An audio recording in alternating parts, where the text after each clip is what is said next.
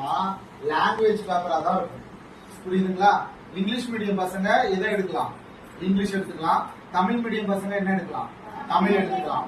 ஆனா என்னதான் English medium பசங்க இங்கிலீஷ் எடுத்தாலும் தமிழ் வந்து கட்டாயமா எல்லாரும் என்ன பண்ணணும்? எழுதி ஆகணும். அந்த பரீட்சையை பாஸ் பண்ணாதான் நம்மள வந்து வேலைக்கு என்ன பண்ணுவாங்க? எடுக்கிற பரீட்சை எழுத முடியும். புரியுதுங்களா? ரைட். அதே மாதிரி யூபிஎஸ்சி இருக்கு இல்லையா, ஐஏஎஸ் எக்ஸாம். ஐஏஎஸ் எக்ஸாம்லயும் பிரிலிமினரி எக்ஸாம் முடிச்ச உடனே தகுதித்தாள் எடுப்பாங்க. அந்த தகுதித்தாளும் இங்கிலீஷும் தமிழும் தான் நம்ம என்ன பண்ணணும்? எழுதணும், படிச்சு எழுதணும். அதை கிளியர் பண்ணாதான் நம்மளால அடுத்த பேப்பர் எழுத முடியும். அதெல்லாம் நான் அப்புறமா சொல்றேன். சரியா? அப்போ ரொம்ப ரொம்ப முக்கியமானது என்னன்னா இங்கிலீஷ், இன்னொன்னு வந்து என்னது? தமிழ். தமிழ்நாட்டுல இருமொழி கொள்கை தான். சரியா? நம்ம தமிழ்நாட்டுல 2 லாங்குவேஜ் சிஸ்டம் தான் வந்து ஃபாலோ பண்றாங்க.